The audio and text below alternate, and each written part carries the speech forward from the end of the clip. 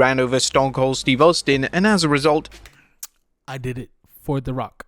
WWE. You heard what's going on, y'all. It's your boy JGM Wrestling back out here with another video, man. Today we're going to be reacting to WrestleLamia's 10 failed WWE Attitude Era wrestler comebacks. Oh, gosh, man.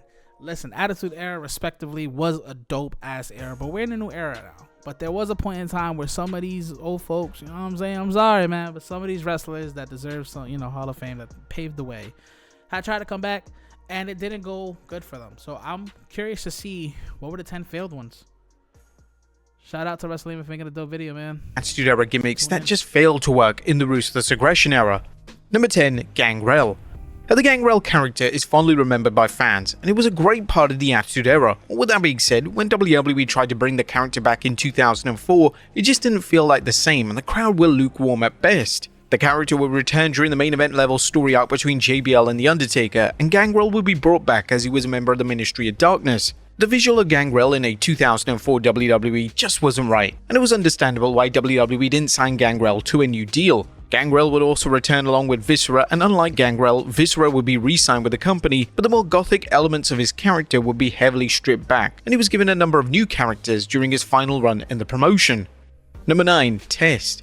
Now, Test was involved in several huge storylines during the Attitude Era, yet his run in the subsequent eras wasn't exactly stellar. WWE did at least try with Test, and they gave him high-profile matches against the likes of The Undertaker and Scott Steiner, yet the fans just didn't care about what he was doing. His gimmick somewhat evolved in 2002 when he would enter into a storyline with Stacy Keibler, yet Test didn't have the charisma to pull this character off, and WWE eventually went in a different direction. When Test was used for the relaunch of ECW, he would debut a brand new look, yet even this impressive physique didn't endear him to the crowd.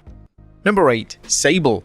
The women's roster had vastly changed by the time WWE arrived in the Ruthless Aggression Era. The roster had names such as Trish Stratus, Lita, Victoria, and Jazz in top roles, so when Sable returned to the company in 2003, she felt out of place and the crowd were less than enthusiastic regarding her return. While she was popular several years prior, the crowd had moved on completely, and even though WWE tried to feature her in a major role on TV alongside Vince McMahon, the role could have ultimately gone to any other female on the roster, and WWE would have had the same result. Sable's WWE run during the Ruthless Aggression Era was a sign that not everything works across different eras, as the desires of the fans change and types of wrestling that they want to consume can evolve.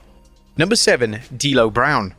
What went wrong with D'Lo Brown in WWE? During the height of the Attitude Era, he was considered by many as one of the most underrated stars of the time period. Brown was even a name that fans would often label as a future world champion, and if you examine his work in 98 or 99, it's easy to see why fans hold Brown in such high regard. However, during the final few years of the era and into the subsequent era, Brown would fall further and further down the card, and fans completely forgot about him. Brown's gimmick and character just didn't hold up after the year 2000, and the X Factor that Brown had, which related to his in-ring ability, was now gone, as WWE had hired so many elite-level performers, meaning that Brown became an afterthought for both WWE and their core audience. Number 6, Hardcore Holly. Hardcore Holly was an entertaining part of the Attitude Era, as his work, particularly alongside Crash Holly, left fans with lasting memories. Beyond the Attitude Era, Holly's work in both the Ruthless Aggression Era and the start of the PG Era didn't exactly deliver at the level WWE wanted. Holly would be pushed several times over the years, and in 2004, he was given a WWE title match on pay-per-view against Brock Lesnar. The crowd struggled to take Holly seriously in this role, and the Holly vs Lesnar feud was definitely an odd match to feature on a major pay-per-view event such as the Royal Rumble. In his later years, Holly would work closely with Cody Rhodes, yet Holly often... That's how I met them too, bro. Not met them, but you know what I mean. When I got introduced to them with Cody Rhodes and Hardcore Holly. Often struggled to obtain any sort of reaction, and although his in-ring work was still at the same level, the fans were just ready to see newer stars in Holly's established role. Number 5, Val Venus.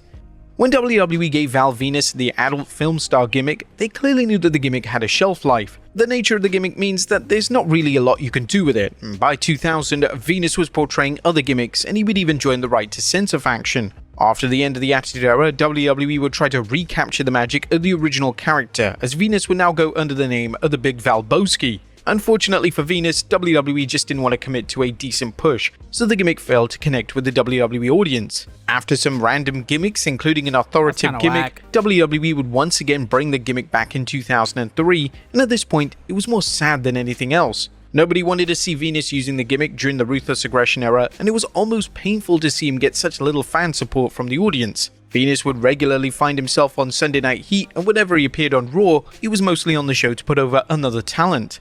Number 4, Billy Gunn. Billy Gunn was a key part of DX as well as the New Age Outlaws during the Attitude Era, and this helped Gunn get insanely over with the audience, so much so that they would give Gunn the King of the Ring victory in 1999. Whilst his popularity definitely dwindled after the 99 King of the Ring victory, they did try to keep him around in featured roles, yet when Gunn was still using his Attitude Era character during the Ruthless Aggression Era, it was evidently a sign that they had zero idea what to do with him. WWE did attempt to freshen up the gimmick in late 2001 with the Billy and Chuck character arc, yet even this didn't last long, and it wasn't before long that the Attitude Era presentation of his character would reappear on TV. Having legacy gimmicks around in subsequent eras is never a bad thing, yet they should always have a substantial purpose behind their existence. Gunn using the Mr. Ass gimmick in 2004 was something to behold, and it was just a case that that style of gimmick was a product of its time. Number 3, Grandmaster Sexay. Now, the Attitude Era fans love Too Cool, and they love the interactive elements of their gimmick, but one member of the group who struggled when the group disbanded was Grandmaster Sexay, as he was basically doing the entire gimmick by himself, just without Scotty 2 Hotty or Rikishi. In 2004, WWE would bring him back into the fold, and he should have been given a new gimmick, as a dancing gimmick would immediately be rejected by a 2004 audience. Unfortunately, WWE believed they knew better, and ultimately, Sexay's Ruthless Aggression return managed to become one of the biggest flops of the era. In 2011, he would cameo on Raw during the Michael Cole and Jerry Lawler feud, and to say that Sexay received one of the weakest pops imaginable would be an understatement. It was as if the fans had no idea who he was, and there was visible confusion as Sexay did his trademark dance on the way to the ring. Number 2, Rikishi. Now a heel turn can often change the trajectory of a pro wrestler's career. This was the case with Rikishi in 2000. Rikishi was revealed to be the man who ran over Stone Cold Steve Austin, and as a result, I did it for The Rock.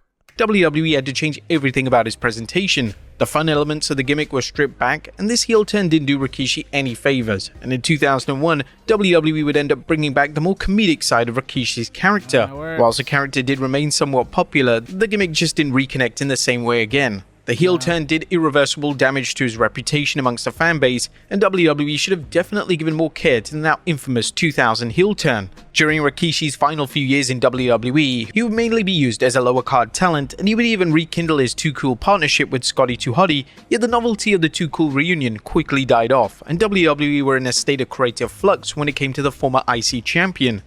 And number 1, the APA. WWE vastly reduced the role of the APA on television between 2003 to 2004. The duo would mainly be used to put over up-and-coming tag. Bro, I ain't gonna lie, I didn't know JBL back then was a part of this APA group. I didn't even know he had like black hair like that. So the fact that I know now, but when I first got into wrestling, like I saw JBL as this rich cowboy guy, and you know when he had the feud with Rey Mysterio in 2008, I think, or whatever. So I would see him. I hated him. Then I would get to know about, you know, him and Eddie. And then I, you know, got to know about this APA group. And I'm like, dude, I didn't know he was a part of that. So it's kind of crazy.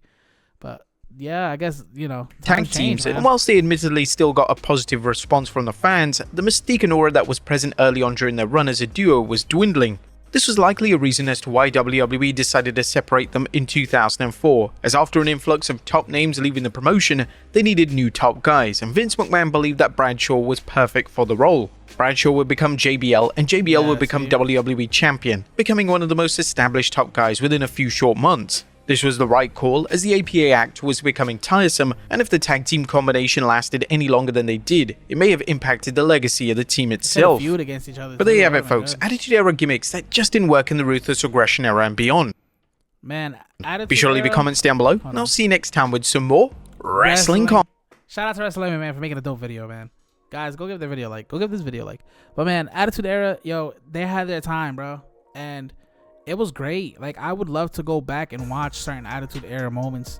So it's just sad, but that's how it is, man. This generation of life, like, time moves on forward. So, you know, things are trending now, right? So back then, these little gimmicks won't work as they, you know, as the years progressed since they last did it, and they try to bring it back. It just doesn't work, and that's, you know, that's the sad part about it. Now, there's some gimmicks that can work, like Carlitos.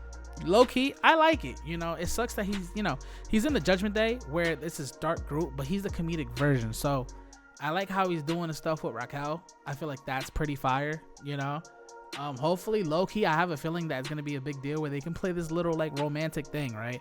So let's see how that goes, man. But thank you for all the wrestlers in the Attitude Era, man. You know, now we're in this new, what are we calling this new golden era, this revolution era, whatever. Like, this new era is it. So hopefully, you know, we're starting to see a decent amount of throwbacks coming back. So let's just see how far this goes, man. But shout out to those who are watching. Shout out to those that watch my videos.